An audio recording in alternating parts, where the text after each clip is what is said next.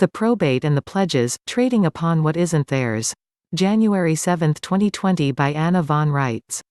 First, I want to cut to the chase with all these silly people like Phil Hudok and Richard S. claiming that they are getting money and awards from the federal government. The federal government has no money. All the federal government has is credit based on the assets of the people of this country. Your assets. So when the federal government offers to pay you, an American, with credit that is based on the value of your own assets, all it does is create more debt that is being held against you and your assets. It's not a payment to you at all. It's more debt. The idea that Congress is paying you back for anything using credit based on your same assets, is too profoundly idiotic to deserve comment, yet that is what these cretins in Congress are proposing as remedy. It's clear that either, a, they don't have a clue or b, they think that we don't have a clue. The Pope and the Queen owe us more money and credit than Midas ever dreamed of, but having the federal government paying off in notes provides no access to their coffers, because Federal Reserve notes are based on the value of our labor and United States notes are based on our gold. They have to pay us with their gold, not our gold, in order for it to be a payment or a remedy. So their tongue-in-cheek offer thus far is to have us pay ourselves by further indebting ourselves and our own assets, including our children and their children and their children, and it's an outrageous con, I'll give you that, but no banana. Bad monkeys overall. Second, let's blow the horn about property taxes. Let's say you are the government, not the actual government, a foreign corporation in the business of providing governmental services for hire, and you sneak around and make a false claim in commerce against my 40-acre cow pasture and don't tell me a word about it. You take your crooked claim, your false title, to a crooked bank, and the crooked banker looks over his shoulder and says, well, nobody's here saying that this isn't valid, so I'll give you a loan against the value of this 40 acres. So now you, the government, have secretively helped yourself to the value of my land and the banker has you on the hook for it.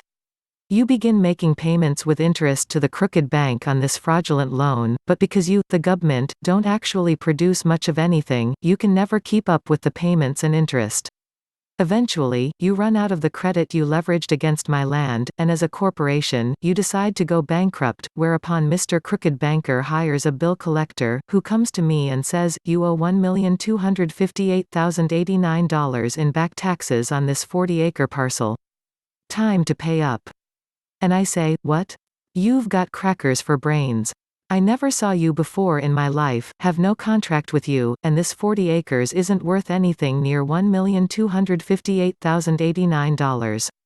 To which he says, I have title to this land, just looky right here, from the state of Walamazoo. Now, I live in a state called Walamazoo, and once upon a time, that state had a business called the state of Walamazoo, so it seems that Mr. Bill Collector is talking about my state and its state of state, because my ears, and maybe my eyes, too, don't catch the difference between the state of Walamazoo and the state of Walamazoo. But this shandy-dandy bill collector is not actually talking about my state or its business called the state of Walamazoo. He's talking about a different state of Walamazoo, an incorporated franchise of the same foreign commercial corporation that took the loan against my land, and now, he's trying to profit himself and the crooked banker and the crooked governmental services corporation via a similar name's deceit. He's not talking about any actual property taxes, either, but if I am a typical American farmer, I've been trained to think that I owe taxes, lots of them, and that the government has the right to lay all these taxes on me. Unfortunately, I haven't been taught to tell the difference between my own government and a foreign commercial corporation in the governmental services biz, a foreign corporation that is operating under conditions of constructive fraud and color of law, a corporation that doesn't have any valid and fully disclosed contract with me or any justifiable right to make claims against my land, issue any titles related to it, or take out loans against it. You see how this works?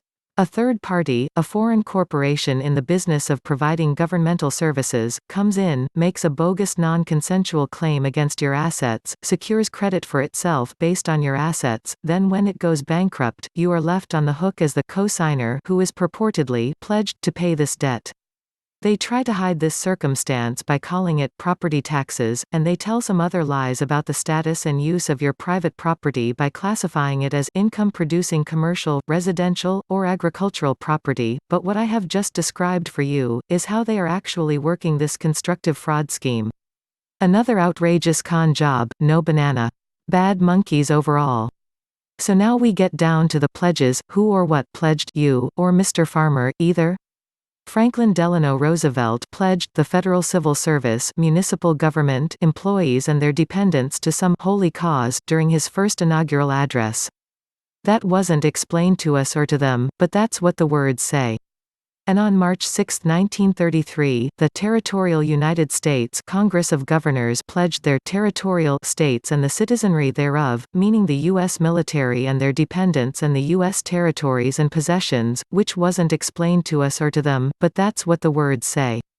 So there you have the two pledges, one made in behalf of territorial United States citizens, one made in behalf of municipal United States citizens, both on a non-consensual, undisclosed, and unilateral basis by FDR and the Conference of Territorial Governors.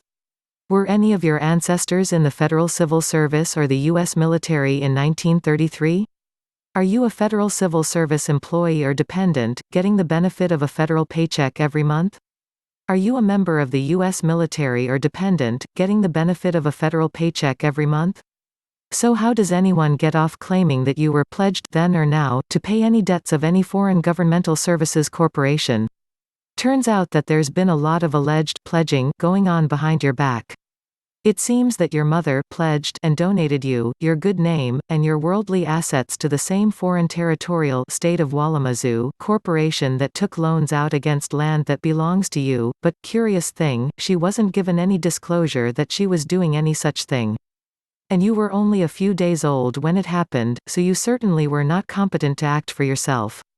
And then, there is the Pledge of Allegiance, foisted off on schoolchildren, none of whom are ever informed what a pledge is, nor allegiance either.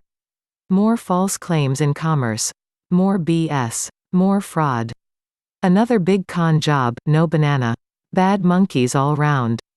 Now, the banks had and still have cause to know that nobody was given disclosure about any of this treasonous bullcrap purportedly being done for us behind our backs by treasonous politicians invested up to their eyeballs in these same foreign corporations, all of which happen to be owned directly or indirectly by the Pope. They have cause to know or suspect that there are not hundreds of millions of unwed mothers in America, all lined up to give their babies away as wards of any foreign state. They have cause to know that there are not hundreds of millions of federal employees of either stripe, territorial or municipal, lined up to donate away everything including the skin on their teeth to any cause, holy or otherwise, and whose assets have been illegally and immorally pledged by foreign corporation officers acting without disclosure or authority to indulge in what Mr. Trump's recent executive order called national enslavement. The crooked banks loaned money in collusion with a great big fat world-class fraud scheme, and at the end of the day, that is their problem. Not mine. Now, because of all the foregoing outrageous international bunco, just imagine Slim Pickens leaned up against a fence saying, "I'll sell you that horse over there for $50, the Pope is shuffling his deck as fast as he can go. The entire world is now in probate. Oh, glory, me. The only problem with that, is that virtually nobody is left alive to claim back any of it. There's me and my little group of Americans still standing, but the Queen is dead on paper, and the British Isles and the entire Commonwealth stands unclaimed. Yes, strange, but true, they've falsified records for so many years and gotten away with it, that all the living people and even the sovereigns have suffered genocide on paper. Because these billions of people and their heads of state and their monarchs have been done in on paper without their knowledge or consent, the Holy See is one of only a handful of actual unincorporated governments left, and while it is responsible for all this fraud, it still intends to try to claim everyone else's property as abandoned assets. Very, very bad monkeys, indeed. Help support this work by visiting www.annavonreitz.com and look for the donate button. Links to this article and more can be found in the video description box.